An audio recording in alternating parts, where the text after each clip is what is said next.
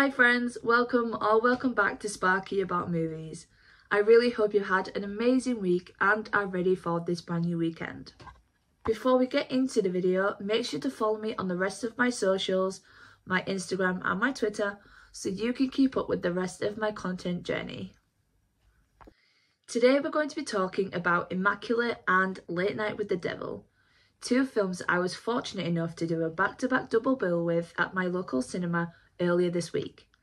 Both films I really enjoyed as well. Here is your spoiler warning though guys, if you haven't seen these movies, stop right now because I'll be talking in depth and detail.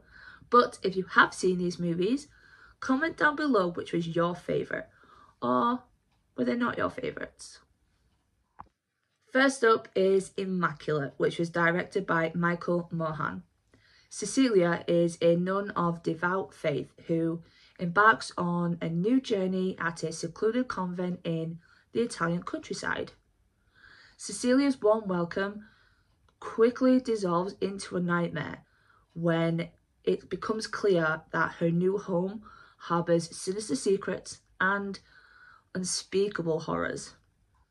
Immaculate is unique and disturbing, cleverly highlighting religion and their means of doing whatever necessary to get their own way, even if that is them forcing their will on innocent young women. Additionally, it is aesthetically pleasing, there is quite some delightful gore and some satisfying events. The pacing is easy and the contents escalate throughout. You are not confused but left intrigued. Communications between every character complements this film, along with its direction, score and cinematography. Everything elevates this movie and the atmosphere is just incredibly uncomfortable. I did wonder if there'd be a lot of cheap jump scares, but as a matter of fact there aren't that many, and it's the psychological vibe you sense that really gives you a thrill during this movie. Sydney Sweeney is convincing, expressive and gave a magnetic performance. It was truly transformative from all we've seen her do before. Knowing also that she was waiting in the wings for about 10 years, keeping an eye on this movie, and then finally thought, I really want to do this, so I'm going to put all my resources, all my effort and all my courage into making this a worldwide release. That is admirable, and I guess it's what you call a passion project. Immaculate conception and religious undertones always makes for a fascinating horror movie, but Immaculate's twist being nothing really supernatural and just a sadistic hand of man, I thought was a really beautiful conclusion. My only one irk with this movie is I felt like it pulled its punches sometimes. I thought there'd be a lot more killing, a lot more mayhem, but I mean, the third act really, was fucked up, so I think that makes up for it.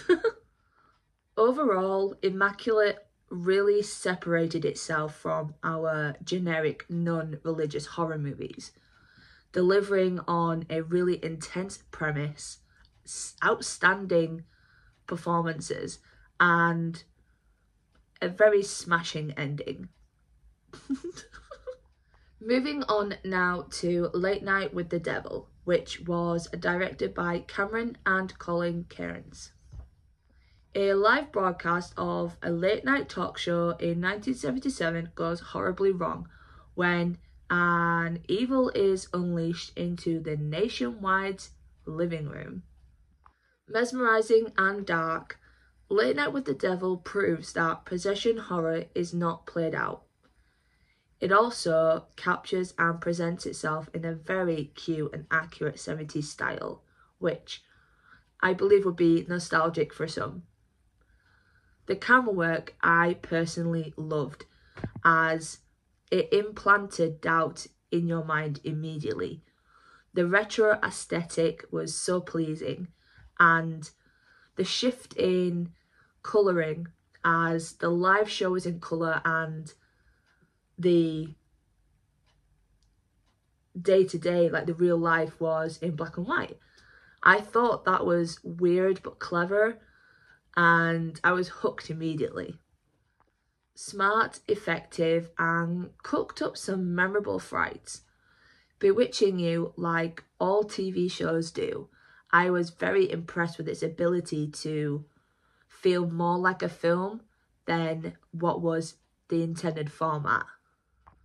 A brisk runtime with so much to enjoy.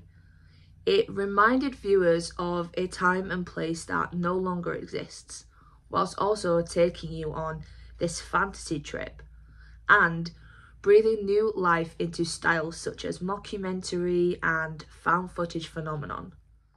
David Dastmalchian is flawless on screen. The talent this man embodies needs to be explored more. He was energetic, fun, and natural. It's a real shame that AI had to make its way into this movie, and such a small part of it too.